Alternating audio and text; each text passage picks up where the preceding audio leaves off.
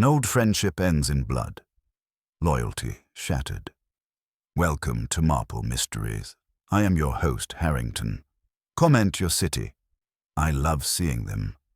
Let's uncover Wolfe's most personal case. You can tell a lot about a man by how he answers his front door. Me? I open it like it's an old friend I've been expecting or a bill collector I'm ready to duck, depending on the time of day. Nero Wolfe, on the other hand, never answers it at all, which tells you exactly the kind of man he is. That Wednesday afternoon, the bell rang at precisely 3:15, which was halfway between Wolfe finishing his beer and heading up to the plant rooms. If you know Wolfe's household schedule, you know that 3:15 is as sacrosanct as the Pope's vestments. So when I opened the door, I was primed for irritation on Wolfe's behalf. I figured it'd be a salesman who had slipped past the no soliciting sign, or maybe a delivery boy with the wrong address. Instead, I got a man I hadn't seen in 6 years, a man whose name I didn't expect to hear again, much less see attached to a living body on our doorstep. "Archie," he said, and the way his voice broke made me pause. He was thinner, older, and more nervous than I remembered. His hand shook as he reached for mine, then decided better of it and stuffed it into his coat pocket. "Hal Brenner," I said, because it was the only sensible response. He looked like someone had wrung him out and left him to dry in the wind. The last time we'd crossed paths, he was a well-fed, well-heeled lawyer who prided himself on always knowing which way the political breeze was blowing. Now he looked like a man who had been standing in the draft too long. He didn't smile. "Is he in?" "Wolfe?" "He's always in. That's the beauty of it." I stepped back and let him in, though not without a glance down the street to see if anyone had followed him. Nothing obvious. Just a milk truck, 2 parked sedans, and a kid delivering papers with the grace of a future mugger. Inside, the air was the same as always. Cool, faintly redolent of orchids, beer, and Fritz's lunchtime miracle, braised pork that had just the right bite of vinegar. The brownstone is a place where time doesn't pass. It collects. You'd think stepping through the door would calm a man down. Not Hal Brenner. He stood in the hallway like he was about to bolt. I ushered him into the office. Wolfe was in his chair behind the desk, massive and immovable, eyes half closed like a man trying to nap in the middle of an opera. His lips twitched as if he'd heard the bell from a mile away, and already decided he didn't like the sound of it. "Mr. Brenner," Wolfe said without opening his eyes. So Wolfe had remembered him too. That was unusual. Wolfe forgets faces like most men forget phone numbers, unless, of course, the man had mattered. Hal Brenner didn't sit down right away. He circled the room once, taking in the yellow leather chairs, the globe, the row of books he'd probably never read, the safe. Then he sat. His hands were trembling in his lap. "I wouldn't be here if I had anywhere else to go," he said. "That," Wolfe rumbled, "is the preamble to an entreaty." "Spare me the embroidery. State your business." Hal swallowed hard. He was never a man to lose his words, but this time they seemed to fight him. "An old friend of mine, an old friend of yours too, Mr. Wolfe, was killed last night. Murdered. And I think I might be next." I glanced at Wolfe. That got him to open his eyes. Just slightly, but enough. "Name," Wolfe said.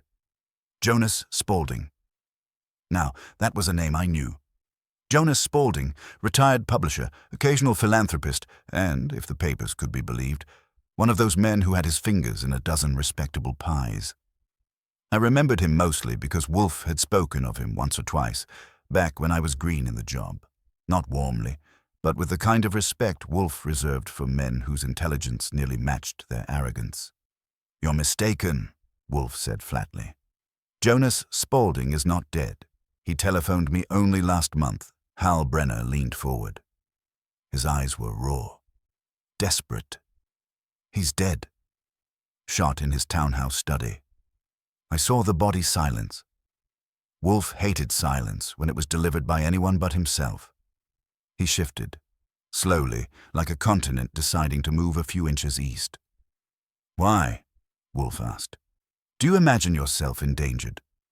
"Because Jonas and I were involved in something that others wanted buried.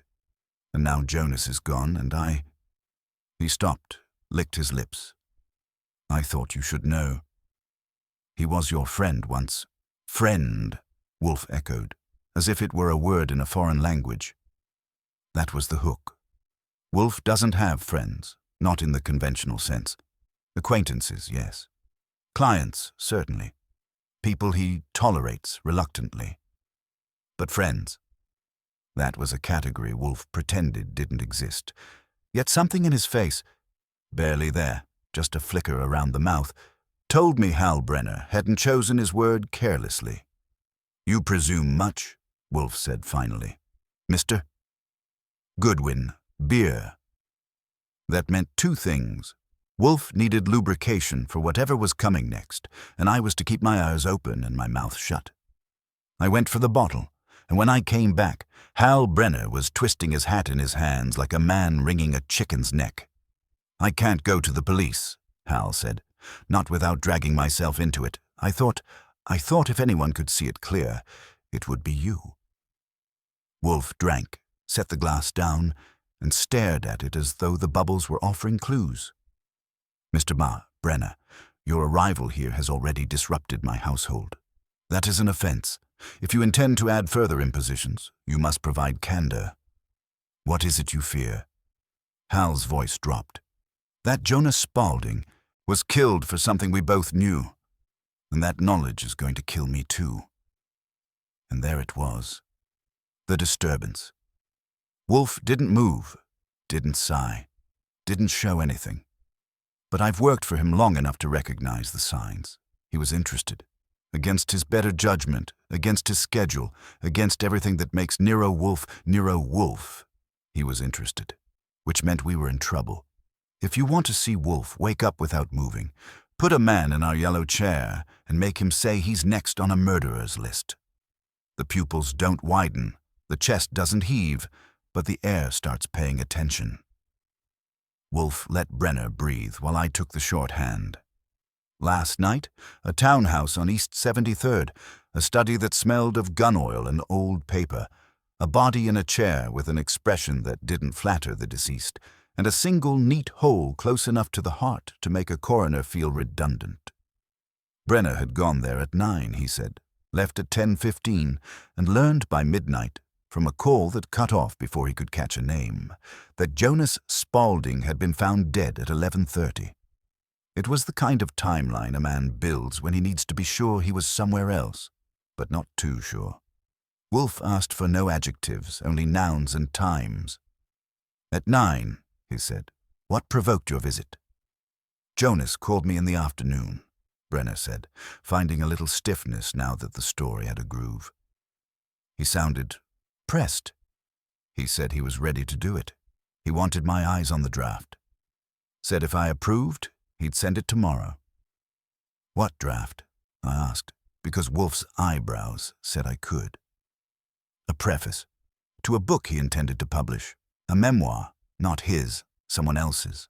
Posthumous, sensitive, and ugly to the wrong people. He was going to frame it with a preface that would, well, make clear why it had to see daylight." Wolfe's lids lowered. "Whose memoir?" Brenner looked at the rug as though one of Fritz's crumbs held absolution. "A judge," he said. "Retired last year. Aubrey Calm. You remember the graft scandal that never landed? Jonas had the manuscript. He wanted to publish it with the preface. He told me he'd kept it quiet for 2 years while the lawyers chewed their nails. And now," Wolfe murmured, "he is dead." I asked the ordinary. Who knew, who had access, who wanted Calm kept saintly? Brenner's answers were the expected parade, an ambitious daughter who managed Jonas's philanthropic arm like a personal fief. A rival editor he'd cut out of 3 big deals in one marriage. A fixer who introduced donors to causes the way a butcher introduces knives to throats. And a man from Calm's old circle, now a candidate for something that requires flags and a practiced chin. There was also the man whom Brenner didn't name, which he demonstrated by not naming him 3 different ways. Wolfe let the silence swell until Brenner felt its edges. "Mr. Brenner," he said, "either you came for help or you came for absolution. I have no use for the latter. The price of the former is candor." "All right," Brenner said, and the hat in his lap got a little flatter. Aubrey Calm named a bagman. If the book is true, that man is now chief of staff to the candidate I mentioned. Jonas had corroboration. He told me yesterday he'd finished being careful. The bell rang then. 2 short, 1 long. That's not a salesman. That's a man with authority and a temper. I went to the hall and checked the chain because you don't open for authority and temper without a little foreplay. Through the crack, I saw Inspector Kramer's cigar arrive 2 seconds before the rest of him. He didn't wait to be invited past the threshold of polite society. He shouldered in like a march and brought Pearlie Stebbins with him, square-jawed and upholstered in disapproval. "Goodwin," Kramer growled, "tell your boss to keep his orchids. I came for something that stinks." He stopped in the doorway of the office and found his smell. "Brenner." Brenner stood without standing tall. Wolfe didn't budge, but the room did a small tilt toward the desk. Kramer's eyes did a lap, touched the bear, the safe, the chair, and came back to Wolfe's face like a man taking a second look at a hill he didn't want to climb. "You've heard," Kramer said. "Spaulding." "I have heard a claim," Wolfe said, folding his hands in the acreage of his vest. "Verification would be welcome." "It's verified," Kramer said around the cigar.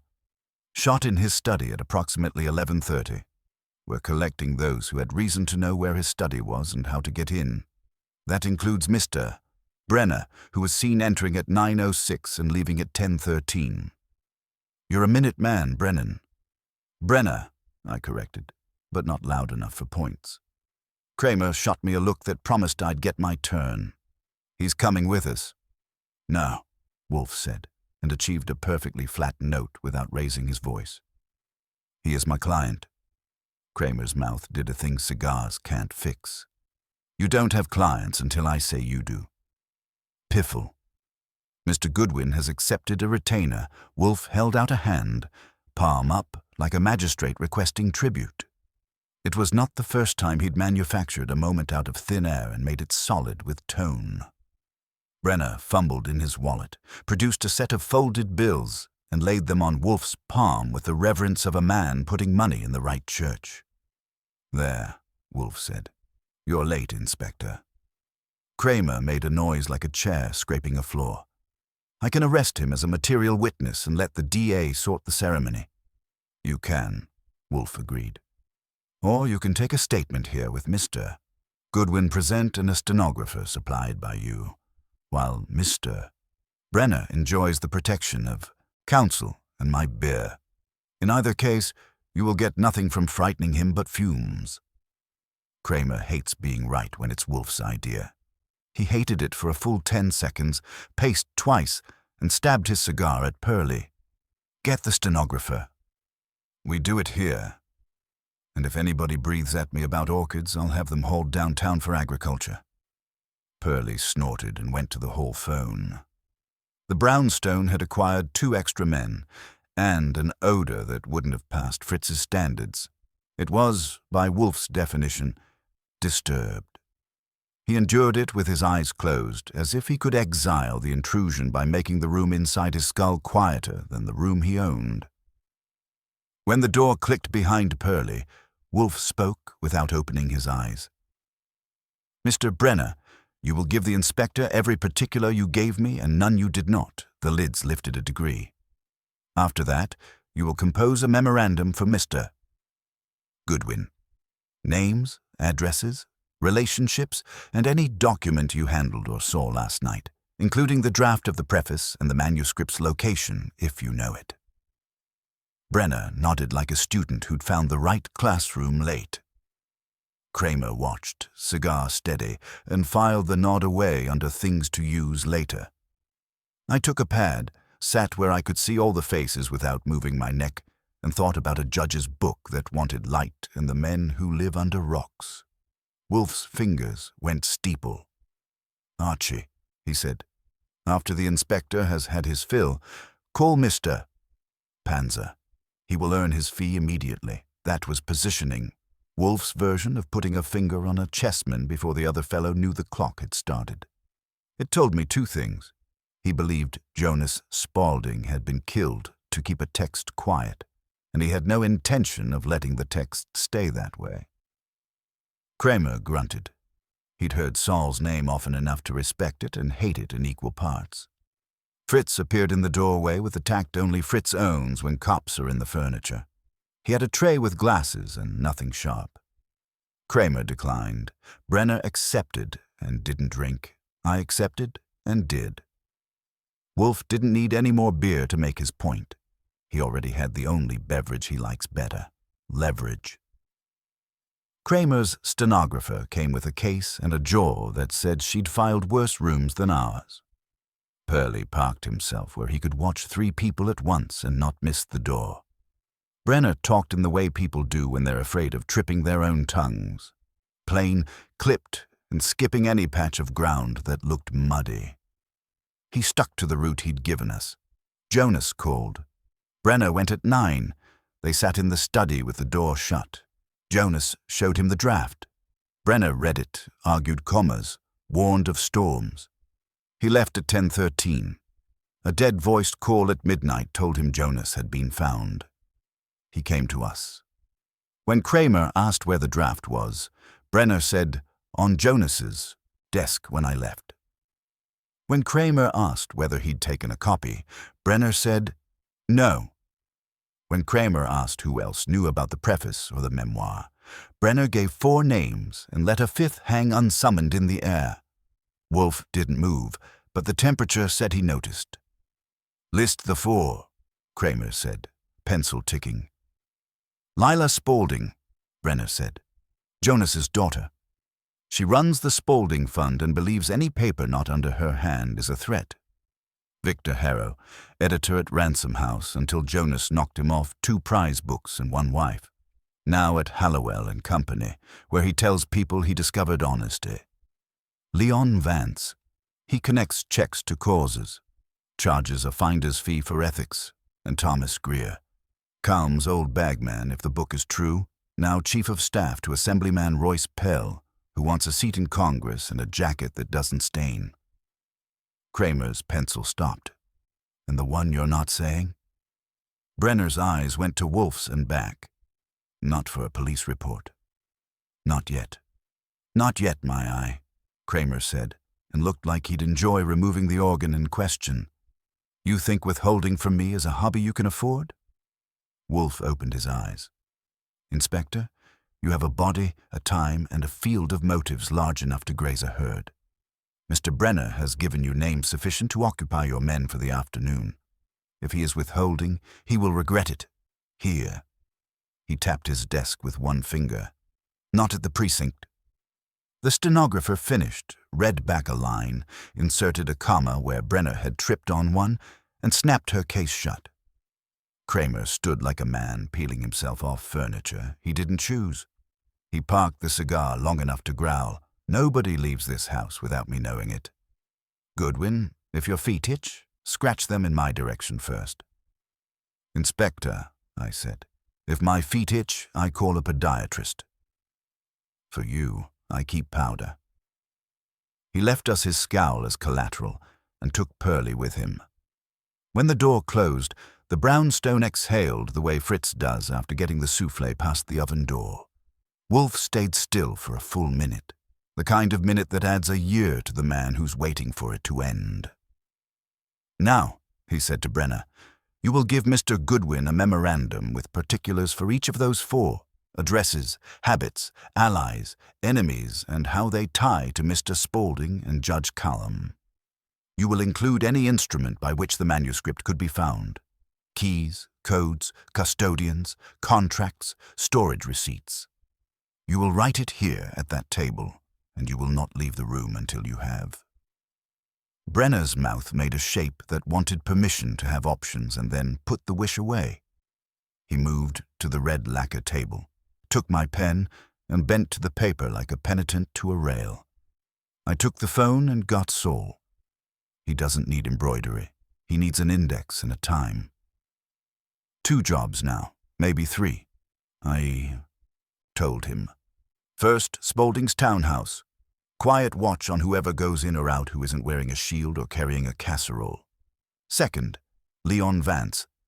Find him, ride his day, and if he sneezes near a lawyer or a shredder, you cough. Third is pending Greer.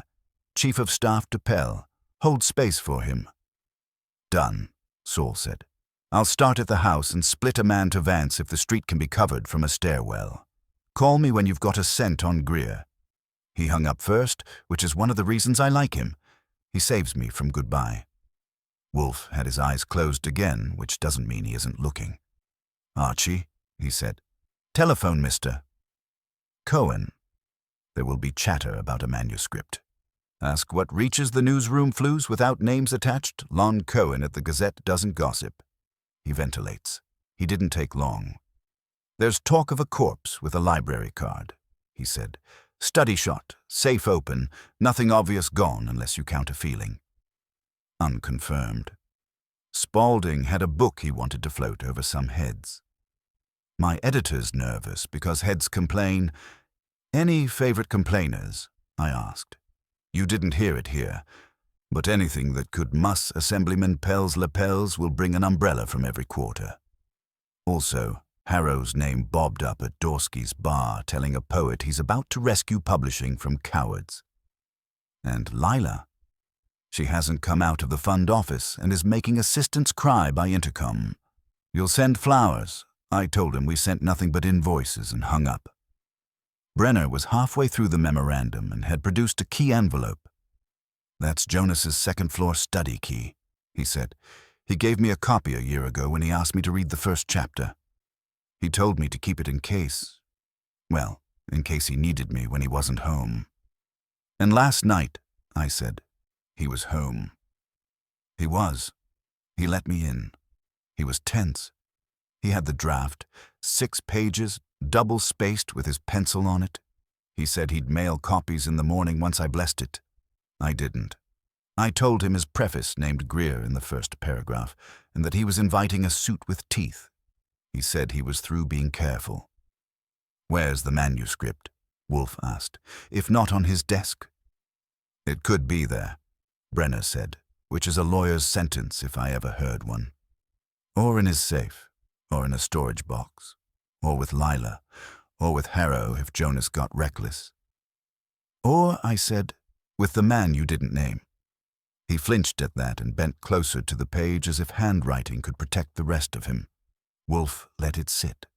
He knows fear ripens faster under a low sun than a hot one. Archie, he said, when Mr. Brenner finishes, take the key in your hat. Call on Miss Spaulding at the fund and determine whether she is incompetent or merely ruthless. Then to Ransom House to see Mr. Harrow's face when you say, Jonas Spaulding aloud. Mr. Vance will be salted by Mr. Panzer. Mr. Greer we will reserve, and the townhouse, I asked. You will not enter it, he said, nor will Mr. Brenner, unless escorted.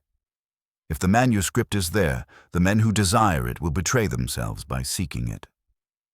I prefer to let them tell on themselves. Brenner looked up, colorless. And me? You, Wolfe said, will remain under our protection until I decide you may be useful in public. Provocation is a lever, Mr. Brenner. I will not misplace it. He went back to writing. I pocketed the key and thought about a study with a hole in the night and a safe that may have kept a book safe from a dead man. Wolfe reached for his beer, sipped, and said to the room, not to either of us, they have forgotten that a text, once written, exists in more than one place.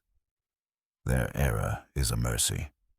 For now I got Brenner's memorandum to a point where his pen was chasing its own tail and left him to it. Before I took the front step, I called Pearlie and told him my feet were about to itch in the direction of the Spaulding Fund. He grunted that he already had a man on the sidewalk, and if I tried the subway, he'd arrest me for culture. We parted friends. Fritz offered a hat I wasn't born to wear. I declined and used my own. The fund occupied the 4th floor of a building that looked like it endowed itself. Quiet marble, brass that had been told not to tarnish in public, and a lobby guard who measured visitors on an invisible scale. I scored somewhere above plumber and below donor. Upstairs, the reception desk was manned by a young woman whose eyelashes had a union. They didn't lift unless there was a contract. I told her I was here to see Miss Lila Spaulding on a matter concerning her father. She asked if I had a matter in writing. I said I had it in English. She said that wasn't binding. I gave her a card. It bought me an intercom buzz and the sound of a smaller life being shortened. 2 minutes later, I was in. Lila Spaulding had a room set up for governance. Long windows, long desk, long view of how long she could make people wait. She didn't stand. I didn't expect it. She was early 30s, polished without glitter, the kind of crisp that gets compliments from tailors and fear from assistants. Her eyes were not the color of sympathy. "Mr. Goodwin," she said. "If you've come to sell condolences, I have enough."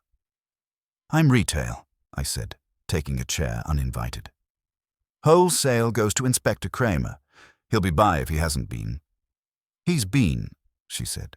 "He took a statement and left a film of skepticism on the furniture." "I've had worse." She folded her hands. "Say what you came to say." "I'll ask instead. Your father's preface to a controversial memoir. Did you know of it?" Her mouth made an almost smile that didn't report to warmth. My father had opinions. He usually spared the public the first drafts. I was aware he'd been toying with an introduction for a book someone else was trying to sell through him. I advised against it. On what grounds? On the grounds that philanthropy and publishing mix the way salt does with cake. He had a duty to the institutions that bear his name.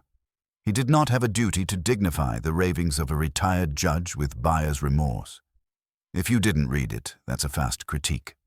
She let that pass and took a pencil she didn't need. "Did you?" "I read something else. A room. Your father's study was neat enough to show a safe had been opened. Maybe by him, maybe by a friend. Anything missing besides the obvious?" She looked at me as if she could move me with eyes alone and resented the failure. "If something is missing, Mr. Goodwin, it will be replaced or it won't. I'm not going to catalogue grief for your benefit." "Then try keys."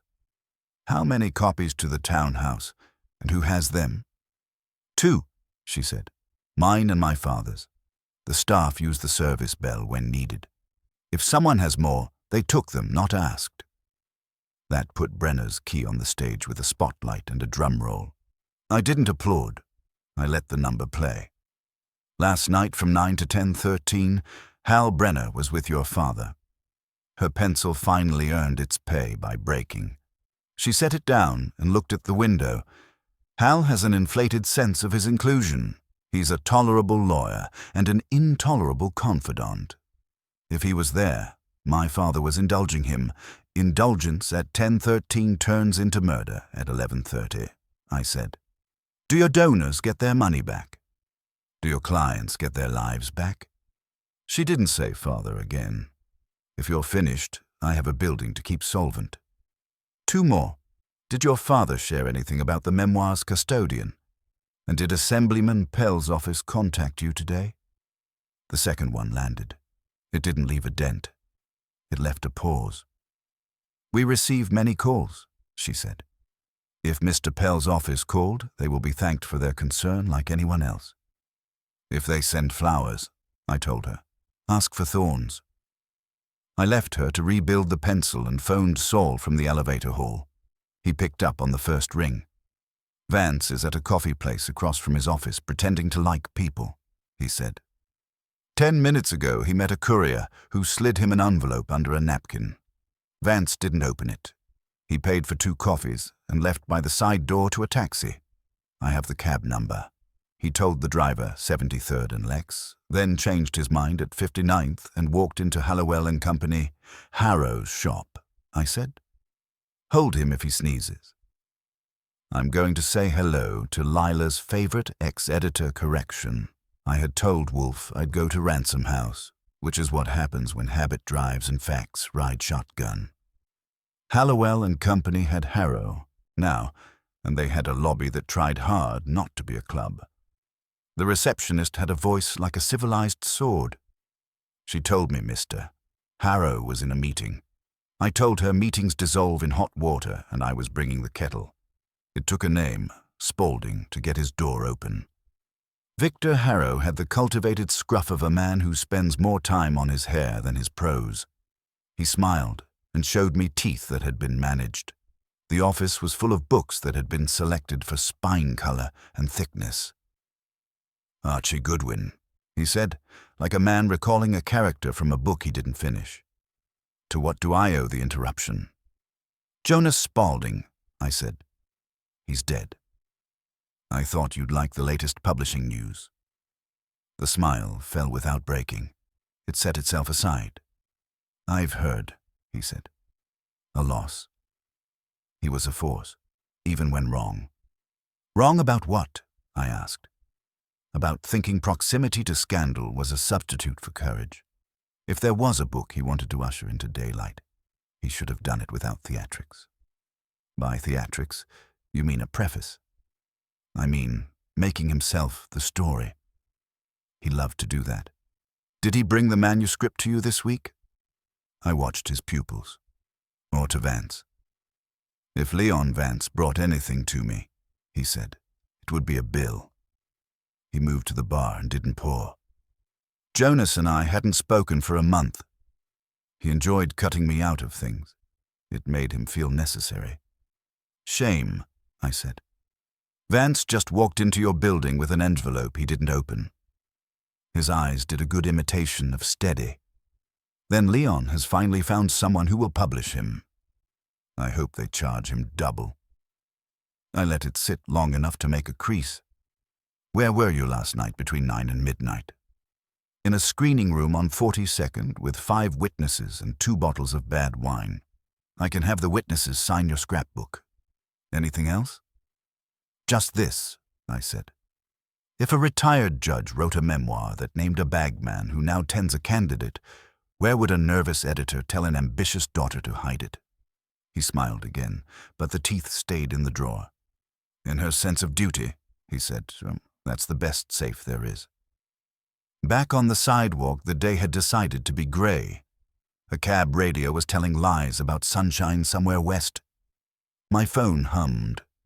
Saul. Vance went up to 5, was in for 12 minutes, came out with no envelope. Harrow waved him through the glass, but not with affection. Vance is heading south, light on his feet. "Trail him," I said. "I'm going to pay respects at a townhouse door and see who mistakes me for a florist." Wolfe had told me not to enter. He hadn't forbidden me from listening, sniffing, and letting the door tell me what kind of hands had touched it. If the manuscript lived anywhere near that study, the men who wanted it would make noise. My job for the next hour was to be quiet enough to hear it. The Spaulding townhouse sat with its shades at half-mast and a patrol car angled like a shoulder against the curb. I didn't need to pace the block to know the neighbors had already adjusted their routines to include tragedy. You could taste the hush people keep when they want to say they always knew something was off. I took the opposite stoop, the one with a railing smooth enough to have been polished by gossip, and let the street talk. 2 uniforms worked their post like men who'd been told to watch without blinking. One was new. His shoes had ideas about rain. The other had a neck that didn't like collars and the look of a man who had told 3 reporters and 2 curious citizens that life was complicated and then showed them how to move along. When the first quiet taxi stopped, it produced a woman in gray who used her bag like a passport. She showed the patrolman a card that made him straighten half an inch. Housekeeper on a bad day or accountant on a worse one. She went in. 10 minutes later, a van arrived with a ladder and a magnetized sign on the door that said, "Hearth and Duct," Saul has a list in his head of trades that show up after a body without an order from a widow. Duct cleaners are on it. I crossed to admire their logo and asked which way the air flowed on a day like this. The driver grinned like a man who had practiced pretending to be friendly and got out with the ladder. He had forearms with stories. The second guy, slimmer, checked his clipboard twice and the doorbell once. He didn't ring. He went for the service alley. I didn't interfere. Wolfe had said listen and sniff, and you can't smell a fox if you're busy chasing its tail. I drifted to the end of the alley in time to watch Slim test the basement latch with a loop of wire. You don't learn to use cleaning ducts. He had a pass for it, too, the little shrug men get when they plan to apologize later. The wire kissed metal. The latch flirted. Before it could fall in love, a uniform's whistle from the front startled the pigeons off their contract, and Slim pocketed the loop like it was a childhood mistake. He and Forearms whispered in the kind of tones men use when they don't want to change plans but can feel them changing. They didn't try the basement again. They folded their ladder, did a slow retreat, and turned east on 73rd. I took their plate number as if I had a hobby for it and called Saul. Hearth and duct, I said. 2 men with clean consciences and dirty wire. Plate New York LFN, 5-3-8. The slimmer one has a left-handed habit with the pocket. They wanted the basement and didn't like the whistle. Got it, Saul said. I'll get you a name on the plate. Vance is southbound on foot into a building on 48th that rents floors to PR outfits and men who ignore sunlight. If you go quiet at the house, I'll keep this dance card. Keep it, said. If Slim turns right instead of left, hum me a tune.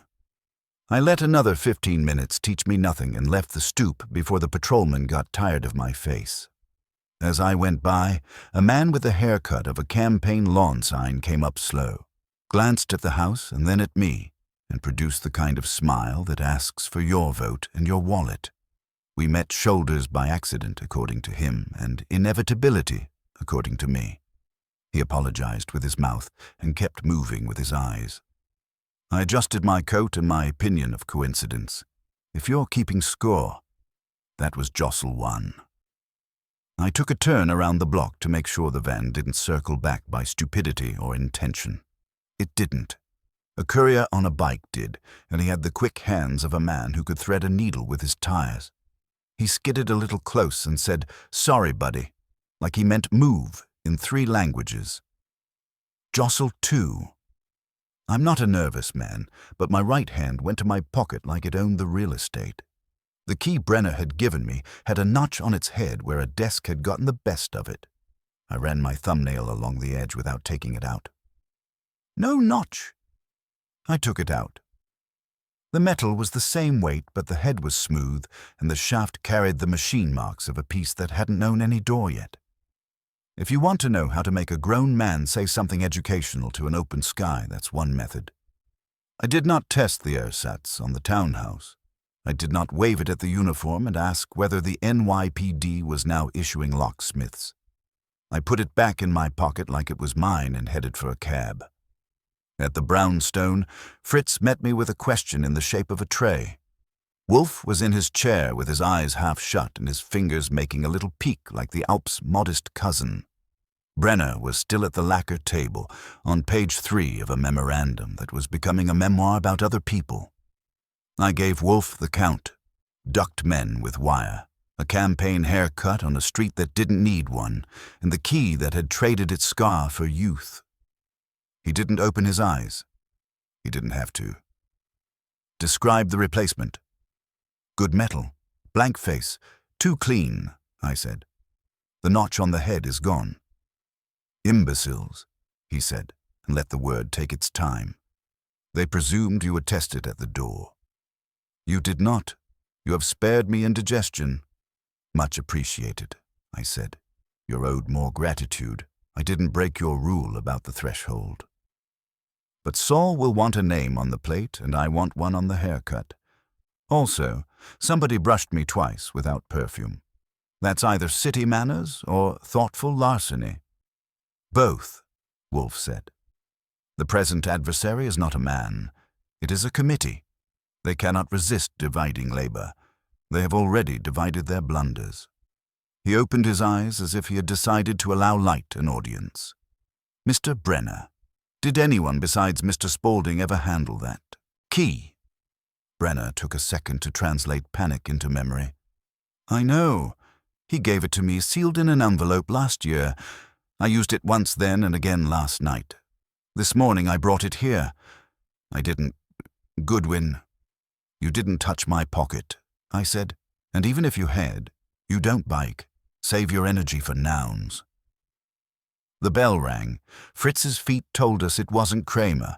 He doesn't get that many steps. It was a messenger with an envelope that had our address in a hand, tidy enough to have been taught by a nun with a ruler. The envelope was thin. Fritz brought it in on a saucer as if paper could stain wood.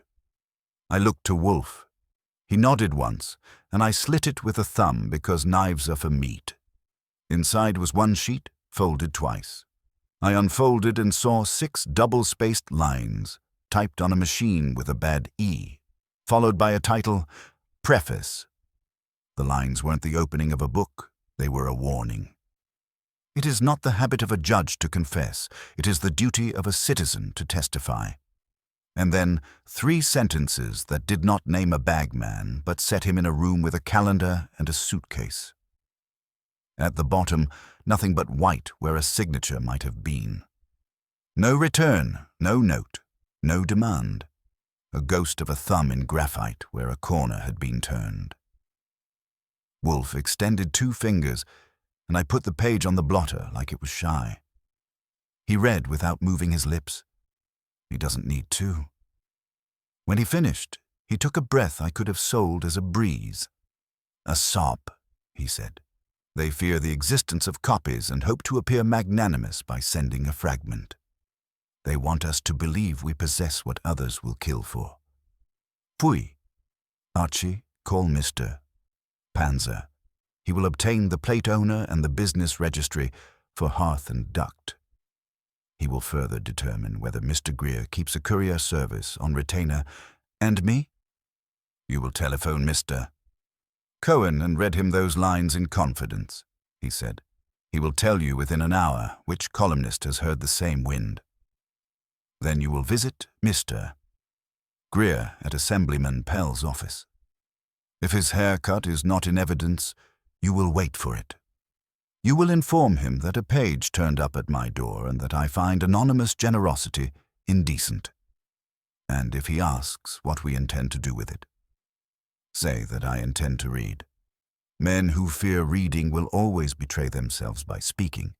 Brenner looked at the sheet as if it might combust. Jonas wrote those lines, he said. He tested them on me. He said a preface should be a fuse. Then, Wolfe said, with no pleasure in it, someone has been collecting his matches. He lifted the envelope with 2 fingers, frowned and sniffed it like a man confirming the species of a wine. Vanillin and paper dust, no cigars, no clove, no hair tonic. A hired hand, not a principal. They trespass without scent. Good. Odorless men are easier to corner. They forget that paper holds fingerprints and typewriters stutter in their own voices. I picked up the phone. Saul first, then Lon. While I dialed, Wolfe let his eyes slide shut again, which for him is how you roll up sleeves. The brownstone was still disturbed, only now it was our turn to move the air. Lon picked up on my second ring and didn't need warming. He'd already heard the line I read him. In fact, a version of it had been murmured in the Gazette City room as, "It is not the habit of a judge to repent," which isn't what Jonas wrote. Misquotes are like footprints. They tell you who was standing too far away.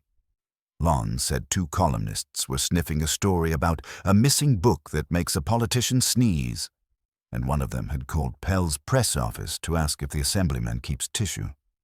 Also, rumor said Spaulding's study safe had been opened and left ajar for the morgue photographer, which is the sort of stagecraft cops don't do unless they're tired.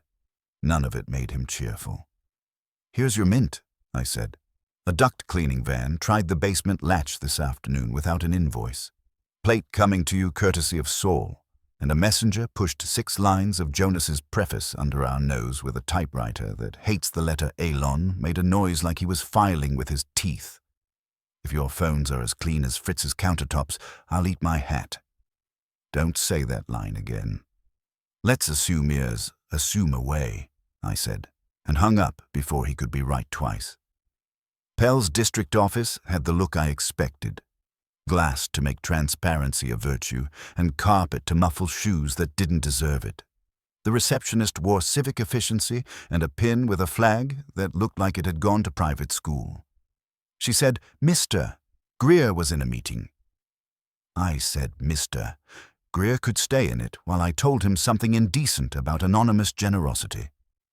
That got a blink and a call to an inner room.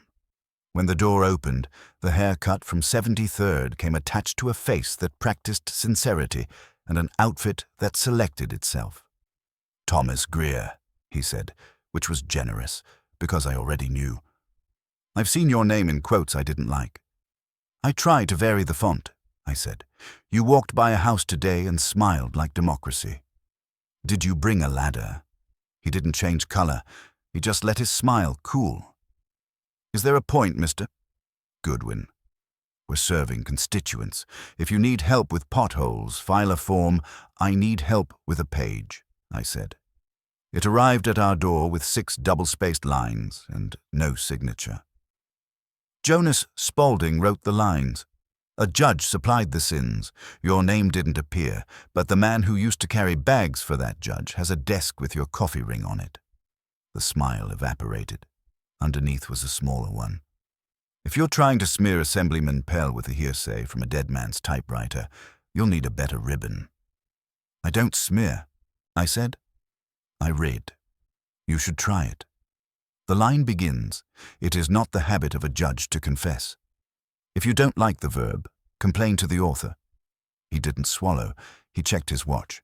"I don't read anonymous mail." "That's a shame," I said, because this one was tailored. It was meant to pacify us with a fragment and scare someone else with the fact of copies. Only someone who thinks in committees tries to solve 2 problems with half a page. He kept the watch in sight. "You came to tell me this because you'll tell me something back," I said. "Like why a courier brushed me on 73rd within 5 minutes of your shoulder and tried to swap a key out of my pocket, or why a duct crew decided the healthiest ducks in Manhattan needed emergency salvation this afternoon, or why the word preface is being misquoted as prelude on the phones of 2 columnists and 1 press office." That put a dot of sweat at his temple that didn't belong to the room temperature. He adjusted his cuff and decided to be offended. "Mr. Goodwin, I'm sure your employer enjoys theatrics, but this is a place of work. If you have evidence, bring it to the proper authorities. If you have slander, bring a lawyer. Otherwise—" "I brought my hat," I said, standing. "Tell Pell to buy 2 more. He'll need them when it rains paper.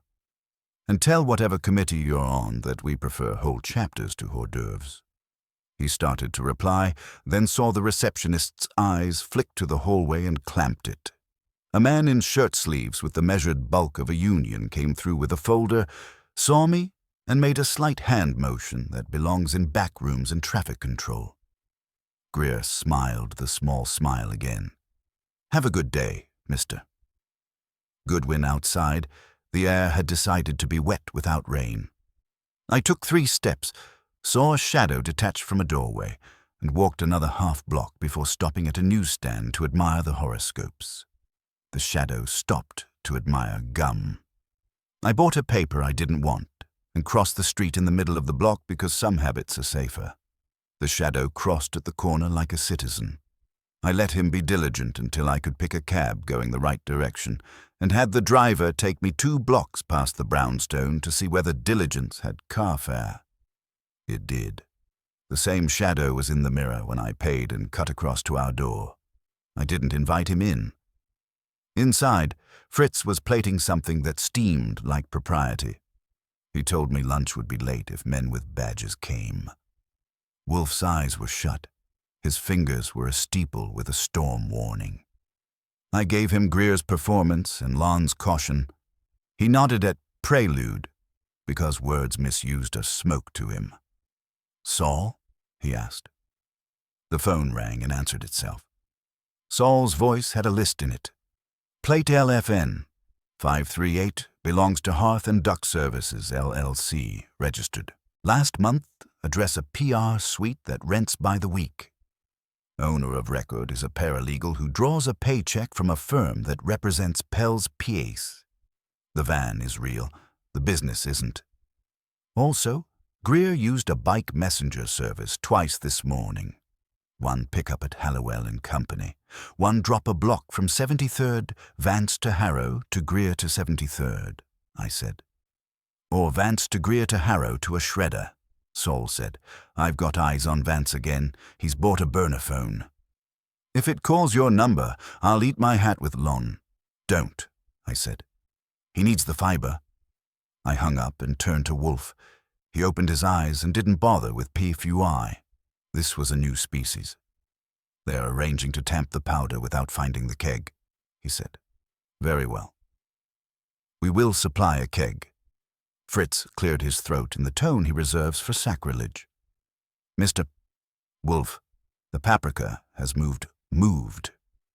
Wolfe's head came a quarter-inch off the leather. How? It is on the second shelf, Fritz said, not the first. And the stopper was not seated. I would not accuse, but I also would not forgive. Wolfe looked at me, then at the envelope on his blotter, then at the door that leads to the hall where a messenger had stood with tidy handwriting. They were in the kitchen, he said softly, and for him, softly is rage. Not content with paper, they trespass on cumin. Archie, the brownstone has been violated twice. My office by pretense, my kitchen by a fool. From this moment you will enter and leave by the back. Answer no door without Fritz beside you. Call Mr. Stebbins and tell him that if he wishes a burglar, he may collect him by watching my stoop between 3 and 6. And Greer. Greer, Wolfe said, leaning back and letting the chair take his weight like an oath, has announced his fear of reading. We will educate him. Tomorrow at 11, you will invite Miss Spaulding, Mr. Harrow, Mr. Vance, and Mr. Greer to my office. Tell each that I possess the manuscript in its entirety. I raised an eyebrow that could have been charged with fraud. Do we? We possess what they fear, he said. That is sufficient for now. By tonight, Mr. Panzer will possess more. He closed his eyes, and the air decided to listen again. Pearlie didn't need lures. He needed permission. I gave him Wolfe's offer, our stoop between 3 and 6, and got a grunt that meant he'd plant a man who could tell the difference between a florist and a fox. He asked if I had a preference for bracelets or polite invitations. I suggested whichever left the kitchen alone. You get your cook to stop moving paprika, he said, and hung up before I could share the theology behind Fritz's wrath.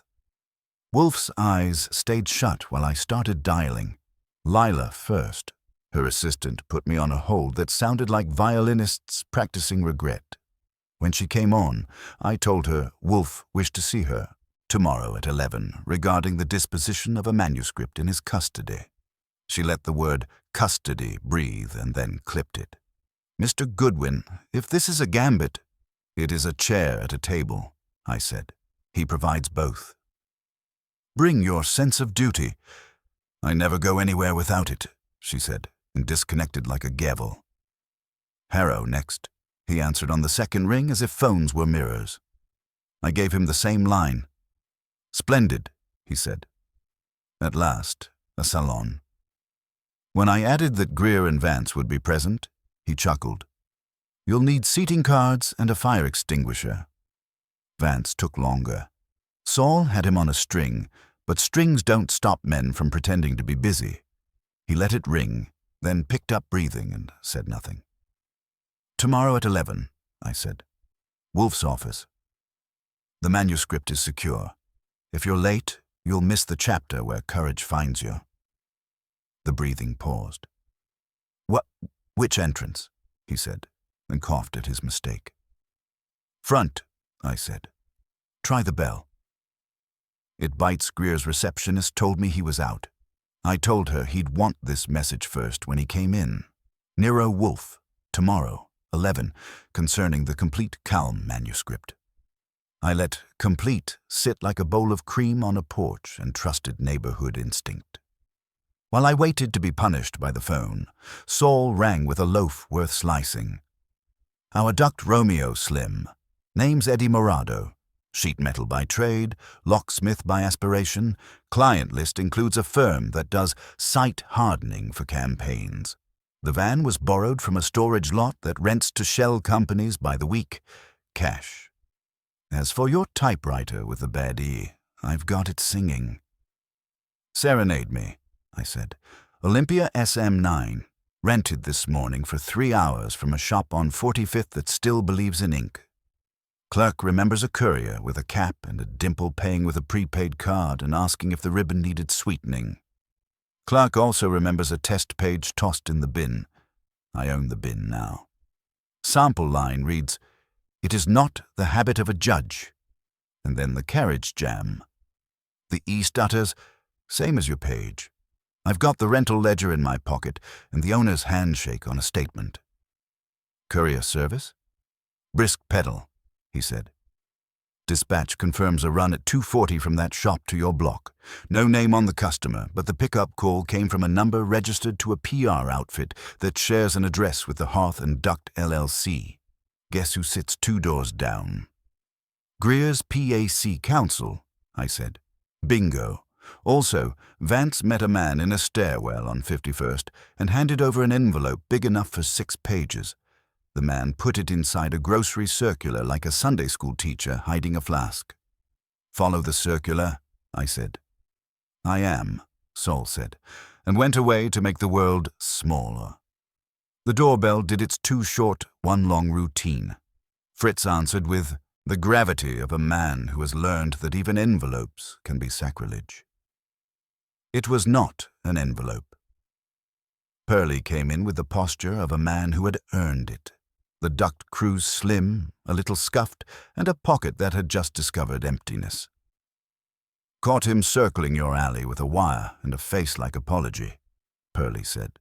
Claims he's evaluating ventilation for a grieving family. I'll evaluate him downtown. Slim's eyes did the room. He landed on the envelope on Wolfe's blotter like a man recognizing a stain he'd made.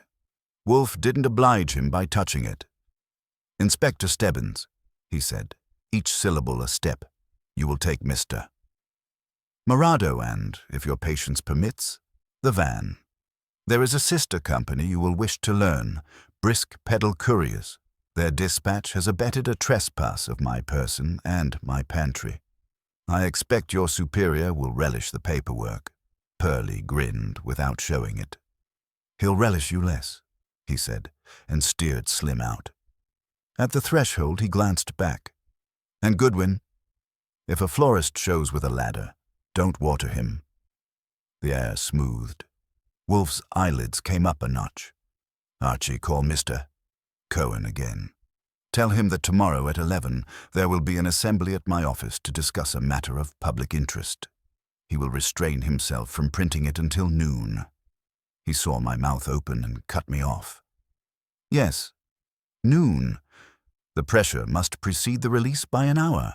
Also, ask him which columnists prefer the word prelude to preface. I mean to humiliate them with precision. Lon obliged in his way. You're playing this like a string section, he said. I'll keep the bows low. Prelude came out of Pell's press office. They sent a denial to a denial nobody made. The other is a columnist who will print any word with LUDE in it. I'll sit on it till noon and then pretend I was late to lunch. Be late to dessert, I said, and hung up because Wolfe was lifting a finger, his church bell. Mr. Brenner, Wolfe said. Not loudly. Brenner looked up from his memorandum with the eyes of a man who had been writing his own confession without nouns. You have omitted the name you withheld from the police. We will require it, he swallowed. Mr. Wolfe, if I say it here. You will say it here, Wolfe said. If you persist in coyness, You will be expelled from my protection and my patience. You have already been relieved of a key. Do not invite me to relieve you of more. Brenner's fingers flattened the paper that wasn't responsible. The 5th, he said, and the word arrived like a parcel, misaddressed, is Clive Yarrow. He's counsel to the Spaulding Fund. He drafted the Shield arrangements when Jonas first took custody of the manuscript. He told Jonas last month that the safest place for the text was in his office safe, not Jonas's. Yesterday he called me twice to ask whether Jonas had reconsidered. Yarrow plays go-between with Pell's donors when he thinks it's philanthropy. Phew, Wolfe breathed. A man who holds 2 leashes and calls it a belt. His eyes went to me. You will add Mr. Yarrow to the invitations. Omit the courtesy. Tell him his absence will be construed as confession. The room's getting crowded, I said. Good, Wolfe replied.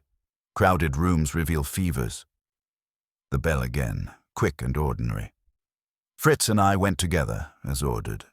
No messenger? Kramer. He didn't bother with hello. He pointed a cigar at my chest and then at the envelope on the desk. Stebbins collars a chimney sweep with a lockpick at your alley, and at the same minute I get a whisper you're promising the moon at 11 tomorrow to half the suspects in a fresh homicide. If you're about to turn my case into a tea party. It is my tea, Wolfe said mildly. You're welcome to drink, Inspector, provided you refrain from blowing smoke at the cups. Kramer worked his jaw. If you claim you've got that book. I claim nothing, Wolfe said. I observe that men who fear a book are more skilled at misquoting it than at finding it. If you wish to be present tomorrow, send your stenographer and your best listener, and leave your temper with your head. Kramer's eyes went to Brenner. Brenner found something to write that wasn't useful. 11, Kramer said. If this is a stunt, I'll... It is an education, Wolfe said, and folded his hands as if they were closing the cover of a volume he'd already read. Kramer left the threat on the rug and stomped it flat on his way out. Fritz inhaled as if to measure how much cop the air could hold and nodded, satisfied that it would dissipate before dinner. The phone again. Saul. Your circular walk to a Midtown law office. Clive Yarrow's. He shredded the envelope and kept the contents. Before he did, he called Pell's chief of staff. Greer, I said. Greer, Saul said. Tomorrow at 11 is going to be a choir. I relayed it. Wolfe looked almost pleased, which for him is a shade change. Arrange the chairs, he said. Miss Spaulding on the left, Mr. Harrow on the right, Mr. Vance between them like cartilage. Mr. Greer where he must see Mr. Yarrow's face, Mr. Brenner behind them all, and Archie. Bring the fragment. It is not bait, it is seasoning. They have trespassed in my kitchen. I will return the favor at my table. By 10:40, the brownstone had the air of a theater that had sold all its tickets and kept a few aside for the press. Fritz's floors could have shaved a beard. He glared at the kitchen doorway as if it were a suspect. The paprika sat exactly where God and Fritz intended. Wolfe had been immobile since 9, which meant he was circulating more than anyone else. I set the chairs according to his map. Lila left, Harrow right, Vance between, Greer opposite, Yarrow's spot, Brenner behind in the penalty row. I put a glass of water on the stand table because there is nothing a liar hates more than having to sip. At 10:50, Saul called from the corner. He had eyes on Greer and Yarrow both. They'd arrived separately and stood 3 doors apart on 34th at different coffee counters, buying the same pastry without looking at each other. That's either choreography or coincidence with ambition. He'd drop in later if wanted. I told him to conserve his shadow for the exits. Lila Spaulding came first, on time and with composure that had been ironed. She wore a dark dress that made statements on its own. Her face made none. She took in the placement without a blink and sat where I pointed, smoothing an invisible crease. Harrow followed at 1 minute past, with a grin he'd practiced for winter parties. He congratulated me on the seating and asked whether he would be allowed to smoke weed. I told him to try not to set the curtains on fire. Vance came in at 5 past, eyes darting, every gesture a proof that the body comes equipped with joints. He murmured a hello that apologized for his existence and picked the seat between Lila and Harrow like a man taking shelter between a lamppost and a fountain. Greer and Yarrow arrived within 30 seconds of each other at 9 past, which is how you say, "We're not together," while being together. Greer's tie had learned to lie without a wrinkle, and Yarrow's face had the bland confidence of a man whose pens are lined up by height.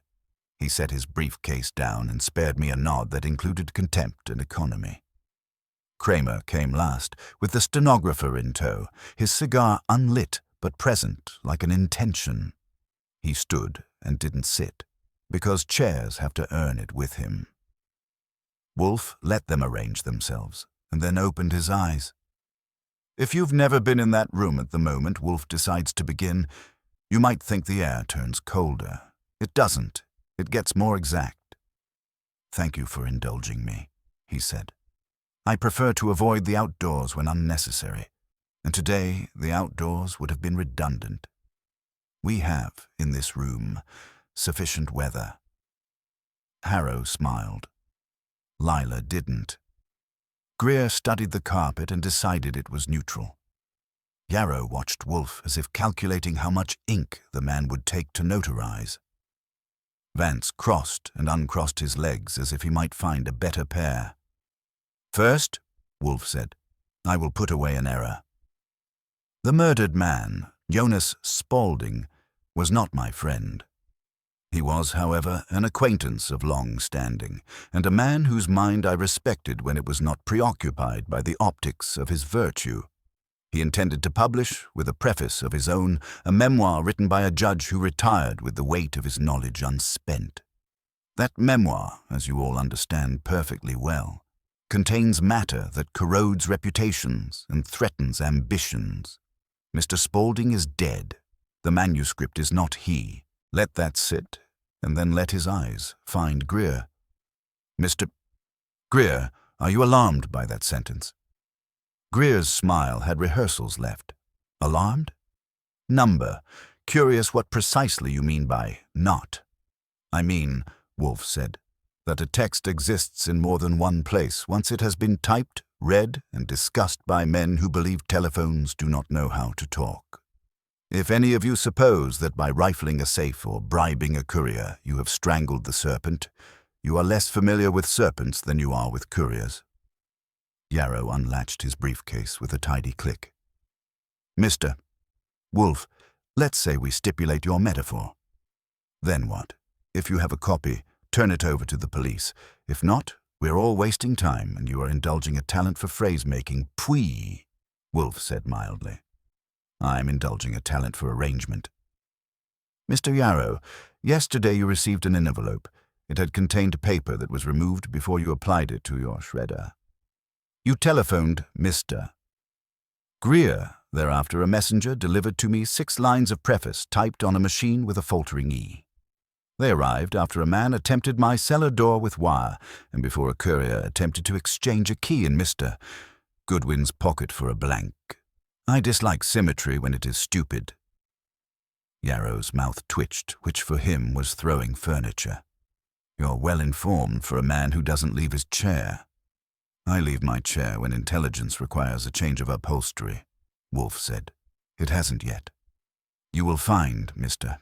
Yarrow, that men who are paid to make things disappear perform poorly in rooms where language is the only instrument." Kramer coughed around his unlit cigar. "And where does this language get me, Wolfe? I have a dead publisher and too many people with motives. If there's paper, I want paper. If all you've got is adjectives, you shall have nouns," Wolfe cut in. He motioned me. I put the envelope and the 6 lines on the edge of the desk, where everyone could see without touching.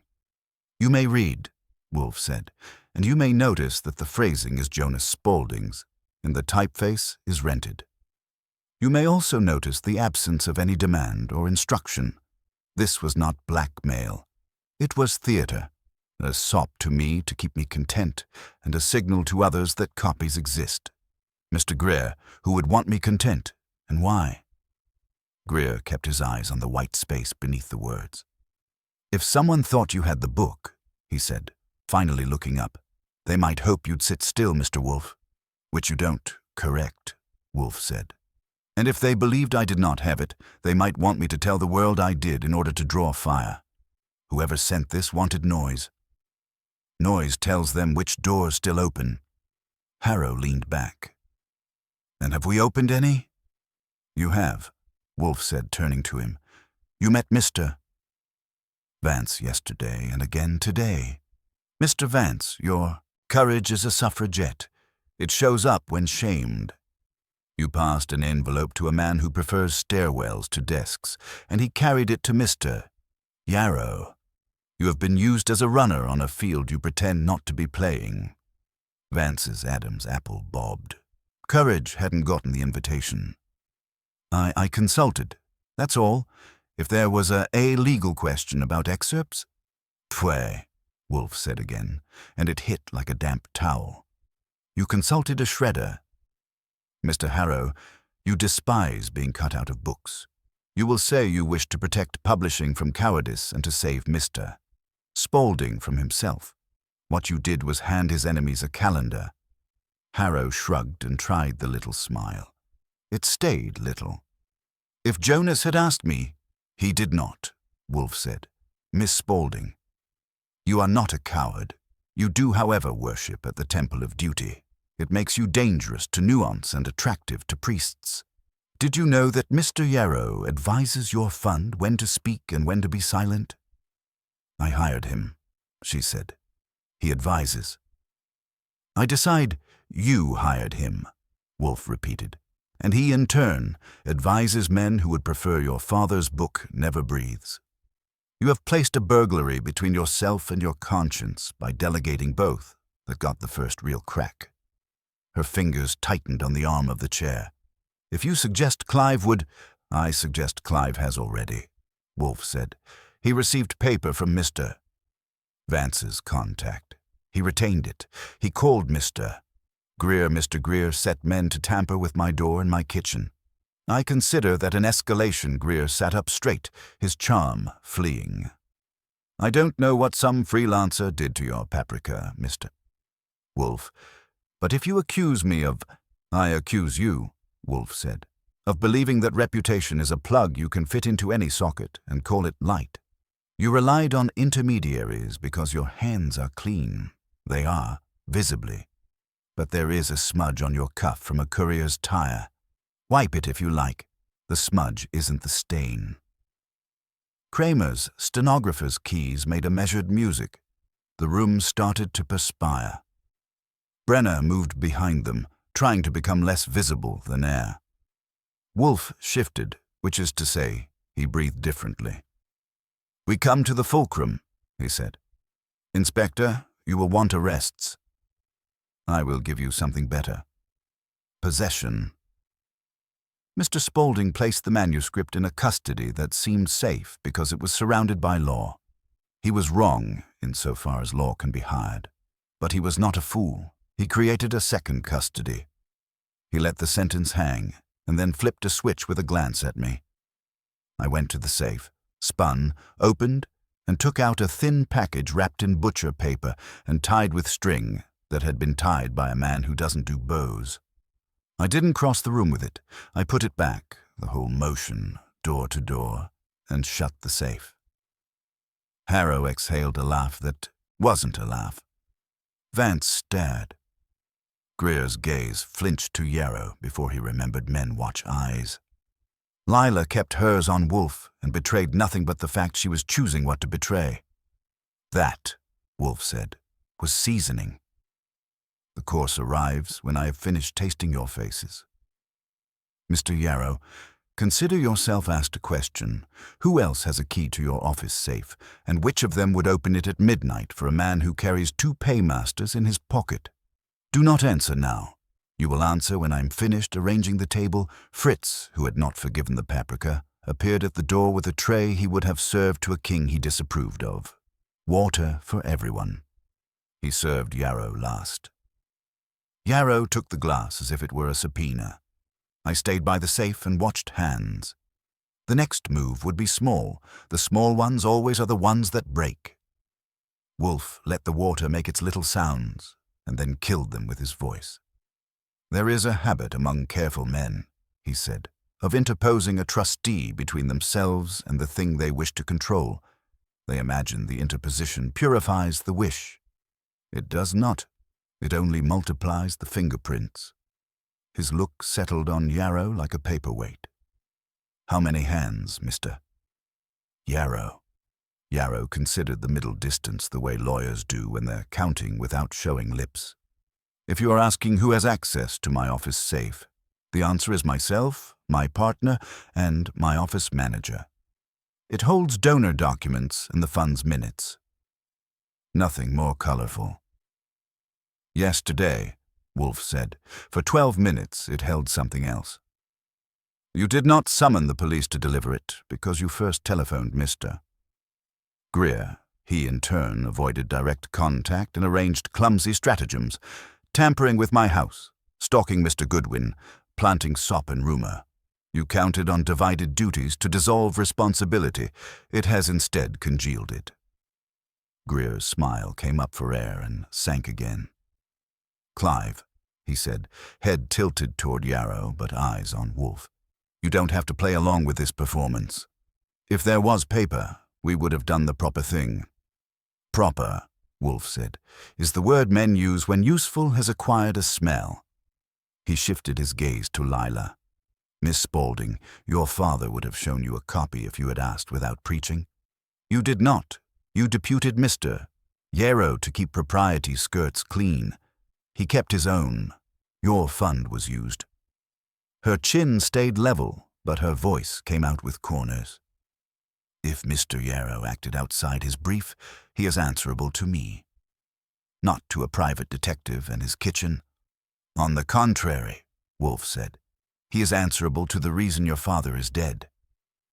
Inspector. Kramer grunted like a door catching. Yeah? You will have your men collect 2 items, Wolfe said. First, from a typewriter rental on 45th, an Olympia, SM9 whose E stutters, together with their ledger and the test page Mr. Panzer has already secured. Second, from Mr. Yarrow's office. Security camera reels covering yesterday between 1 and 3 and the shredder bin. He didn't look at Yarrow for the last one. He looked at Kramer. You will also ask dispatch at Brisk Pedal which number ordered a run from that rental to my block and compare it to the billing number for a certain limited liability duct service. Kramer's eyes flattened. We've already got a courier and a lockpick. If the number ties to Greer's Pacey Council, I'll need more than a stuttering E to get a warrant on a law office safe. Judges don't like jokes. They like patterns, Wolfe said. You will have them. My phone buzzed in my pocket. Saul doesn't buzz for gossip. I palmed it to my ear. Circular sang, he said.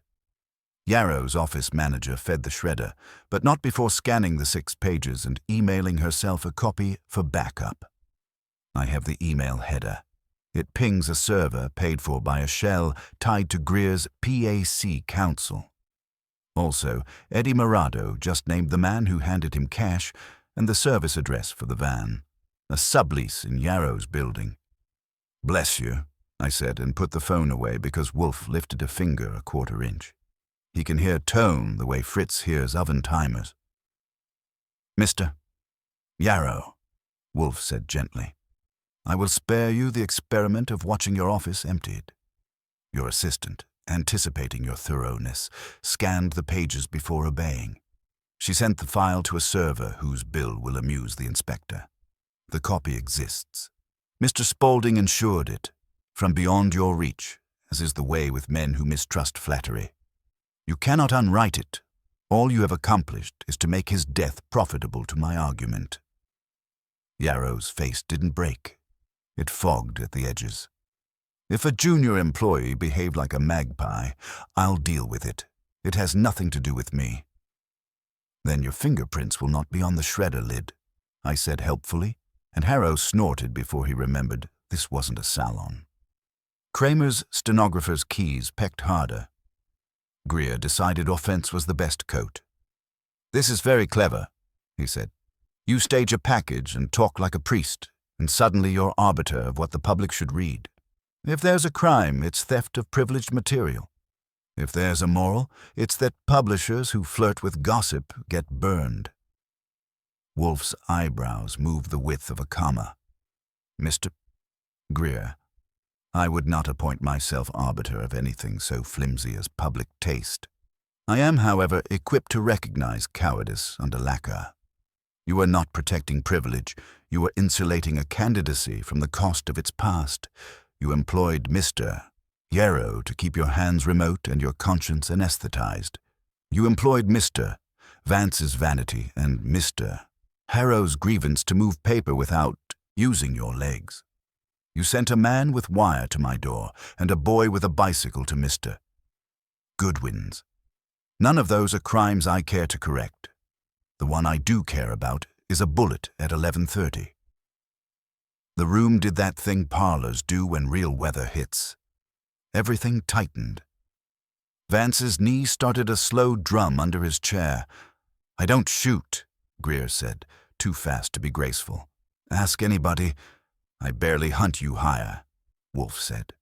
"But not for bullets." That would be too direct. You needed time. You needed the manuscript quiet for a week while you arranged other quiet. You needed Mr. Spaulding imprecise, not dead. Then a complication occurred. Mr. Spaulding decided to act without you. Someone visited him at 10:15 to persuade him otherwise. He shifted, and for the first time looked past Yarrow to Brenner in the penalty row. And that person was not Mr. Brenner's chair creaked like an oath relieved of duty. Lila's head turned a degree. She hadn't looked at him for 20 minutes. "No," Wolfe said, returning to Yarrow. "It was you." Yarrow didn't blink. "I was at home," he said, "with my wife." "There are texts." "There are," Wolfe agreed. "And there is a town car that idled at your curb at 10:05 and moved 3 blocks, then sat at 73rd at 10:20. Mr. Panzer reads meters like you read contracts. You went in the service door. Mr. Spaulding often let you do so when you were late to a board call, and you advised him to relocate the manuscript to your office safe for the fund's protection. He refused. When you left, you called Mr. Greer. Mr. Greer summoned stupid men. Yarrow's hand found his glass and didn't lift it. Even if any of that were true, none of it explains a shooting. "It explains the door," Wolfe said, and the safe left ajar, and the hour between 10:13 and 11:30 when men accustomed to paper tried their hand at force. Mr. Morado's wire was not the first. The first made the latch once and failed at the second. Jonas Spaulding opened to someone he knew, someone with a key. Later. He died because he would not surrender what he believed the public deserved to read your reaching, Greer said. His voice had lost half an octave and found a burr. If you had a shooter, you'd say the name. Wolfe closed his eyes, which for him is sometimes the same as aiming. "I'm content for the moment with the name of the man who made the shooting possible and then tried to launder his involvement under advice. Mr. Yarrow, if you wish me to exonerate you, you will answer a small question with candor. Why did the envelope delivered to my door smell of vanillin?" Yarrow stared, and if a man can go pale in tidy increments, he did it. "I don't." "Because," Wolfe went on, "your office stocks a particular heavy vellum that is sized with a compound used in certain boutique stationery. Vanillin. My kitchen does not. The courier's gloves do not. Yours does." He opened his eyes. "Mr. Greer's fear moves money. Yours moved feet. Together, you moved hands. And somewhere in that hour, a hand moved a trigger. Inspector, collect Mr. Yarrow's clothing from yesterday and his office supplies, and send Mr. Morado's wire to the lab with the scrap of felt caught in the latch at Spaulding's service door. The fiber will match a glove purchased by a man who buys in bulk and signs nothing.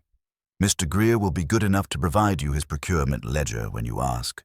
Unless he wishes to be asked twice, Kramer's cigar rose like a verdict.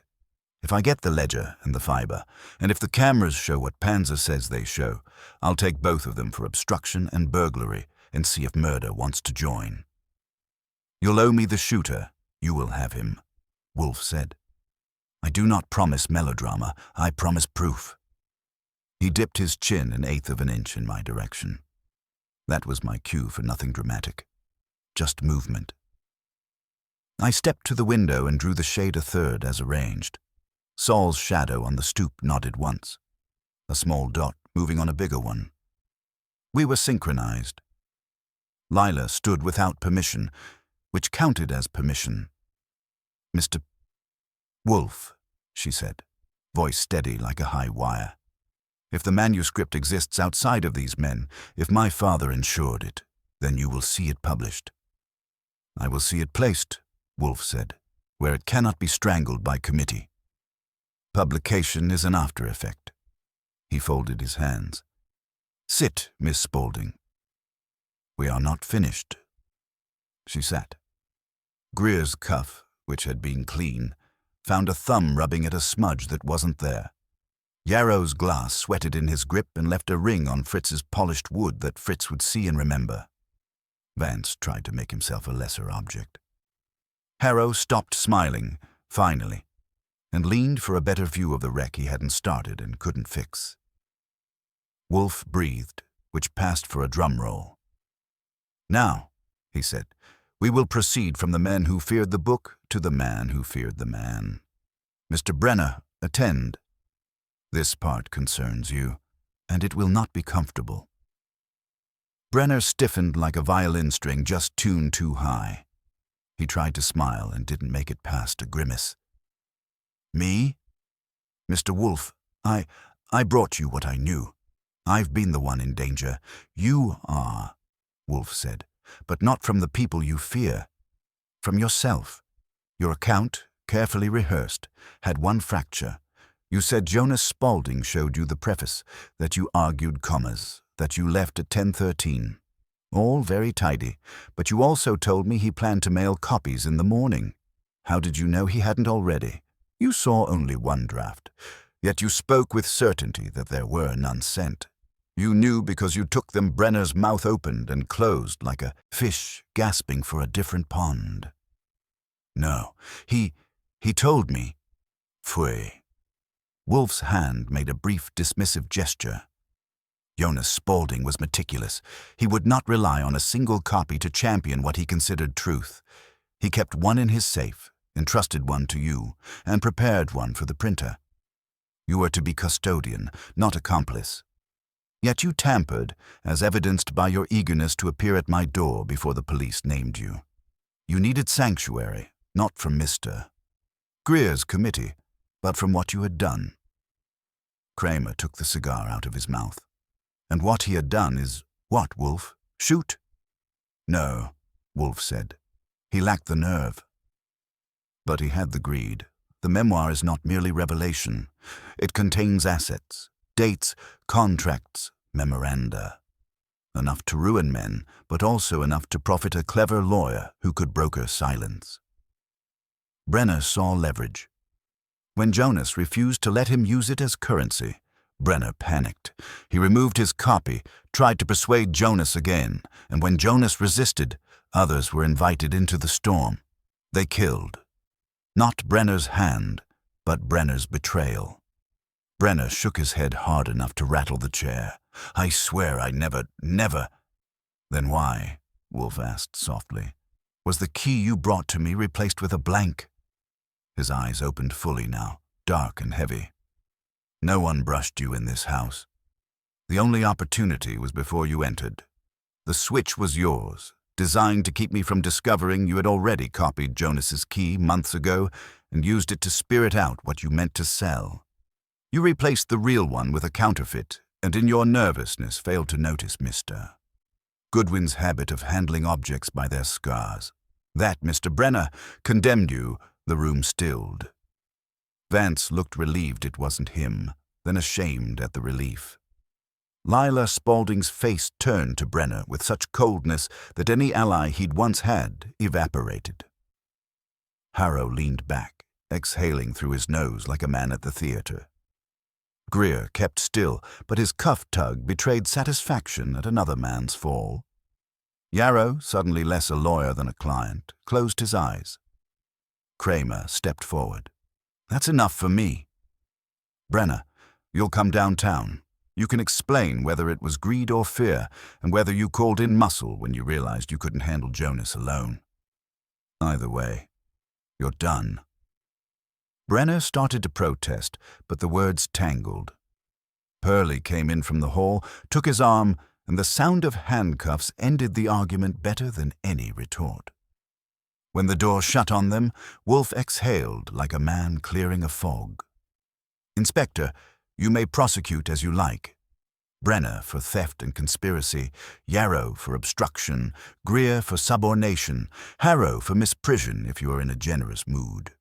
Mr. Spaulding's killer pulled the trigger under cover of Brenner's cowardice. You will have him before long. He will be one of the hands Brenner hired."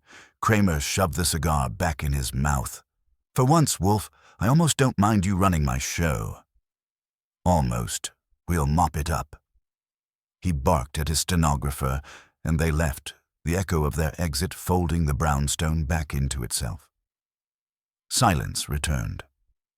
Lila Spaulding rose, her composure intact, but her eyes bruised by the weight of it. "My father wanted the truth out," she said. "Will you?" "Yes," Wolfe said, cutting her off without malice. "The copy scanned by Mr. Yarrow's assistant will suffice. It is intact. It will find daylight in a manner that no committee can suffocate. Your father's intent will not be buried." He closed his eyes. "That is the only reparation possible." She inclined her head once and left without another word. Harrow followed with a half bow, as if leaving a lecture he did not enjoy but could not forget. Greer and Yarrow trailed, diminished, their alliance in ruins.